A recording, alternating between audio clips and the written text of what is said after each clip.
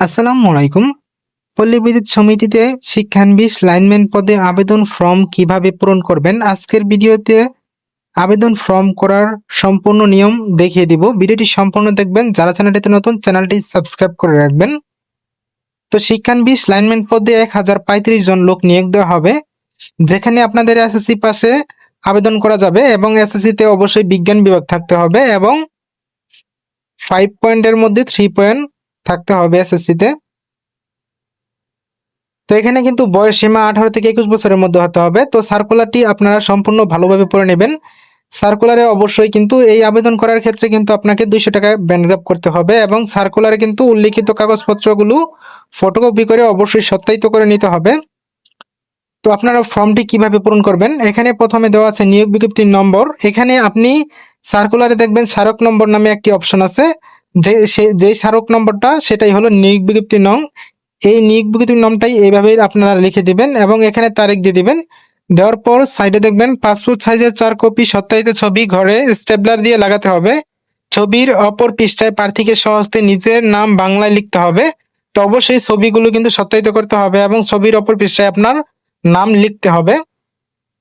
তো এখানে senior general manager এখানে আপনার পল্লীবিদ্যুৎ সমিতির নাম দিয়ে দিবেন।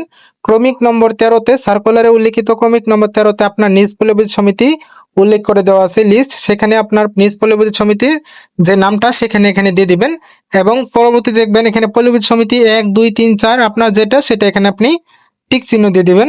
পরবর্তী 1 নম্বর বিজ্ঞাপনের সূত্র পত্রিকার নাম এখানে লিখবেন বাংলাদেশ পল্লী বিদ্যুতায়ন বোর্ডের অফিসিয়াল ওয়েবসাইট, এটা লিখবেন, কোনো সমস্যা নেই। পরবর্তীতে 2 নম্বর বিজ্ঞপ্তি প্রকাশের তারিখ, এখানে লিখবেন সার্কুলারটি কত তারিখে প্রকাশিত হয়েছে সেই তারিখটি দিয়ে দিবেন। 26/4/2026 খ্রিস্টাব্দ সার্কুলারটি প্রকাশিত হয়েছে, এই তারিখটি এখানে দিয়ে দিবেন। পরবর্তীতে আবেদনকারীর পূর্ণ নাম বাংলায় এখানে আপনার নামটি সুন্দরভাবে বাংলায় লিখে দিবেন এবং ইংরেজিতে লিখে দিবেন। অবশ্যই সকল তথ্য সার্টিফিকেট এবং এনআইডি অনুযায়ী পূরণ করবেন। এখানে 4 নম্বর মাতার নাম লিখে দিবেন, 5 নম্বর পিতার নাম লিখে দিবেন, 6 নম্বর জন্ম তারিখ এসএসসি সমান পরীক্ষা সনদ অনুযায়ী এখানে আপনার জন্ম তারিখটি লিখে দিবেন। দেওয়ার পর আপনার 7 নম্বর বয়স 19/5/2026 খ্রিস্টাব্দ তারিখে 19 বছর 7 মাস 7 দিন এমন করে আপনারা হিসাব করে লিখে দিবেন। বয়স হিসাব করার কিন্তু আপনাদের ক্যালকুলেটরটি কিন্তু আপনারা প্লে স্টোরে পেয়ে যাবেন, সেখান থেকে আপনারা ডাউনলোড করে বয়স হিসাবটি করে আপনারা এখানে লিখে দিবেন। পরবর্তীতে পল্লীবিদ্যুৎ সমিতিতে কর্মরত মিটার রিডার কাম মেসেঞ্জার কিনা টিক দিন, এখানে যদি হ্যাঁ থাকে তাহলে টিক দিবেন আর যদি না থাকে তাহলে না এর জায়গায় টিক দিবেন। পরবর্তীতে 9 নম্বর কোঠার প্রার্থী কিনা, কোঠার প্রার্থী হলে কোঠার নাম উল্লেখ করুন, যদি কোঠার প্রার্থী থাকেন তাহলে উল্লেখ করবেন আর না থাকলে আপনি না লিখে দিবেন। 10 নম্বর ধর্ম দিয়ে দিবেন।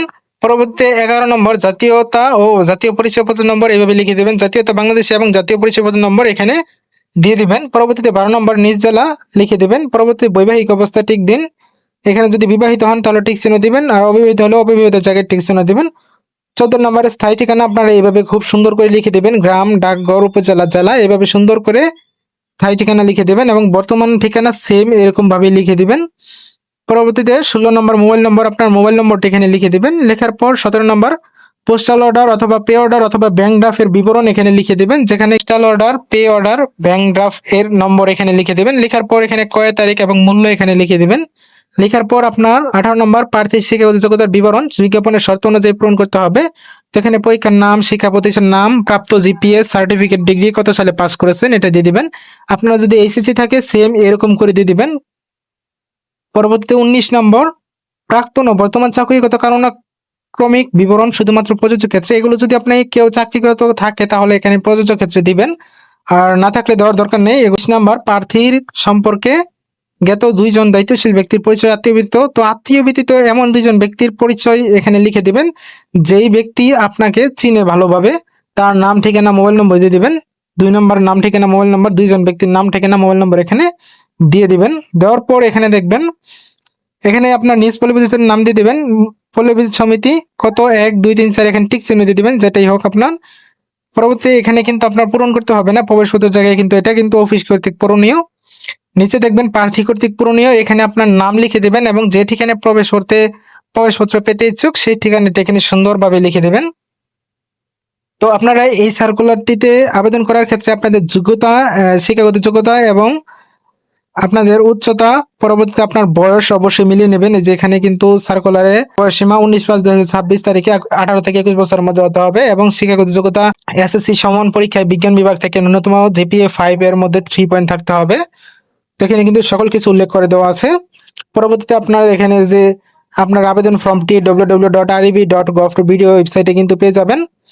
তো লিঙ্কটি ভিডিও ডেসক্রিপশন বক্সে দেওয়া থাকবে, সেখানে কিন্তু আবেদন ফর্ম সহ সার্কুলারটি পেয়ে যাবেন। আপনারা সার্কুলারটি খুব সুন্দরভাবে পড়ে নেবেন। এখানে কিন্তু কাগজপত্র উল্লেখ করা আছে, কি কি কাগজপত্র লাগবে এবং সত্যায়িত করতে হবে, সকল তথ্য কিন্তু এই সার্কুলার উল্লেখ করা আছে। অবশ্যই 200 টাকা ব্যাংক ড্রাফট করতে হবে। ব্যাংক ড্রাফটের কপি কিন্তু আবেদনপত্রের সাথে যুক্ত করতে হবে এবং এগুলো কিন্তু আপনাদের নিজ পল্লী অভিযোগ সমিতিতে 19/5/2026 খ্রিস্টাব্দ সকাল 9টায় উপস্থিত থাকতে হবে।